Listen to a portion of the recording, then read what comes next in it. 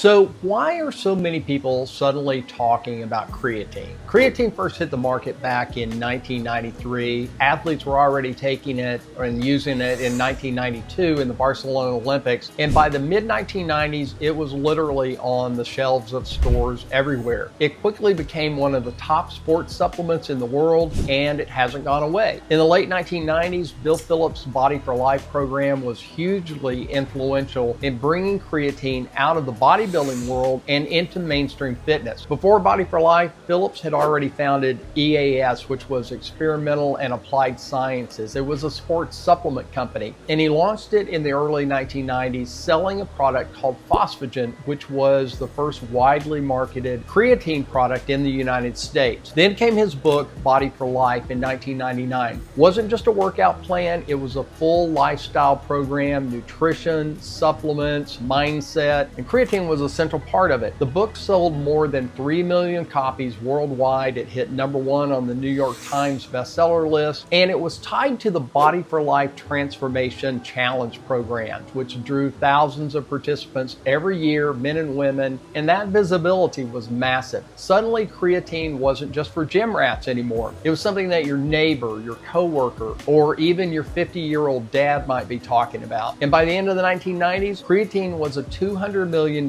industry in the US alone. Surveys showed that as many as 40% of college athletes and a surprisingly large number of high school athletes had tried creatine. That was a huge jump from almost zero awareness pre-1993 to a blockbuster supplement by the decade's end. What Bill Phillips did so well was to tie the use of creatine to the story of physical transformation, with thousands of before and after photos of real people going through 12-week challenges with visible changes to their strength, to their physiques, and to their confidence. The Body for Life Challenge helped consolidate creatine as a tool not just for elite athletes, but for ordinary men and women looking for real change and results. Even after Phillips sold EAS to Abbott Labs in 2004, creatine's momentum didn't stop there. Instead, it became a mainstream supplement which has only grown in popularity over time. But here's why it's in the spotlight today. Today, we're not just talking about athletes anymore. Creatine is being studied in older adults, in clinical rehabilitation, even in brain and cardiac health. There have now been over 680 clinical trials on creatine supplementation, most of them using the most common form, which is creatine monohydrate, looking at muscle growth, brain function, cardiac health, and more. So if you're in your 50s, your 60s, or even in your 70s, know this. Creatine is one of the most well-studied, safe, and effective supplements found for protecting muscle and strength as we age. So I'm going to break down the pros and cons, what the research is saying, and I'll add my perspective as an ER doctor as well as a weight management physician and as someone who also takes creatine myself. So first of all, what is creatine really? Well, I can tell you what it is not. Creatine is not a steroid. A lot of people think that creatine is a steroid, and it's not.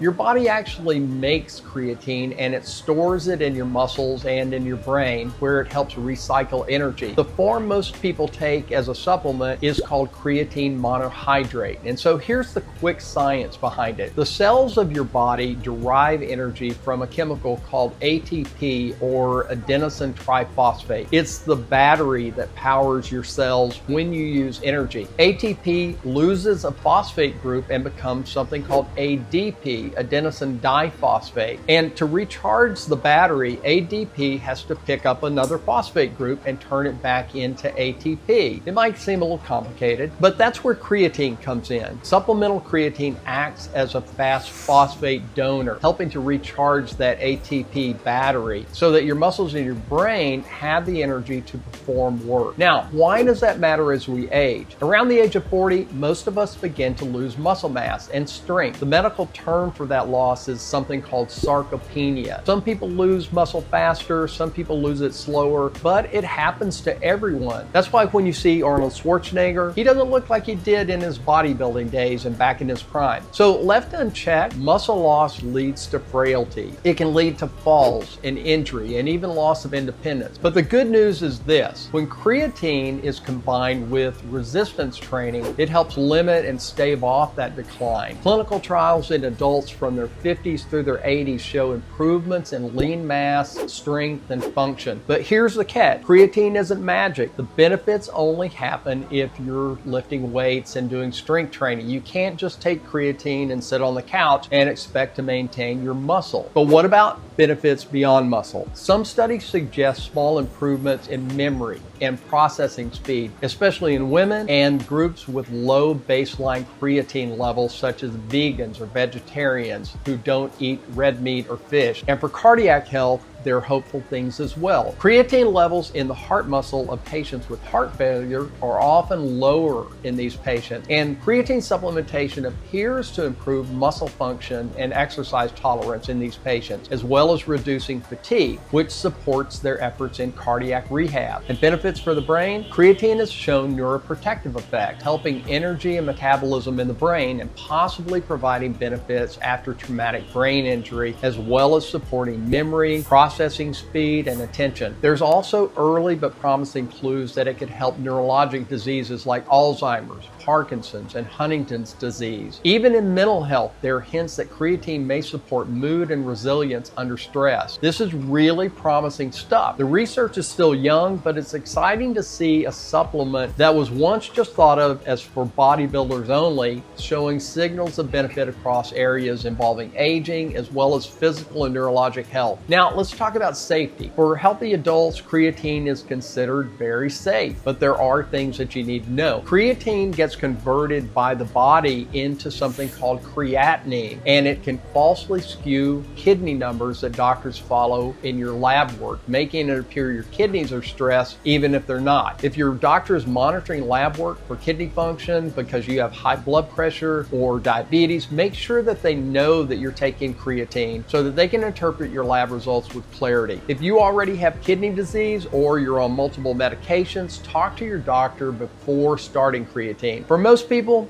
creatine side effects are mild and minimal. Sometimes stomach upset if you happen to take too much, or a little water weight gain in your muscles. Rarely some people report cramping, but that's usually combated by keeping yourself optimally hydrated. From my own perspective in the ER, I don't really see creatine emergencies. What I do see is kidney strain in people who are sick or taking multiple medications or who are poorly hydrated. So if you've been experiencing vomiting, diarrhea, or fever, it makes sense to pause creatine supplementation until you're completely better. From the weight management side of things, I've seen patients panic when the scale jumps up a few pounds, and usually that's just water weight and not fat gain. Over time, creatine helps preserve muscle during weight loss, which is exactly what most of us want. I take creatine for the same reason: to maintain my muscle mass and my overall strength, and even to support my bone health as I grow older. So who should consider taking creatine? If you're in your 50s, your 60s, or older, if you're doing weight training and you want to keep your strength and your mobility high, creatine is worth thinking about. It's also worth considering if you're a vegan or a vegetarian and you don't eat much red meat or fish or any at all. And especially if you're trying to lose weight without losing muscle, creatine can be helpful. So here are the key takeaways. Creatine is safe,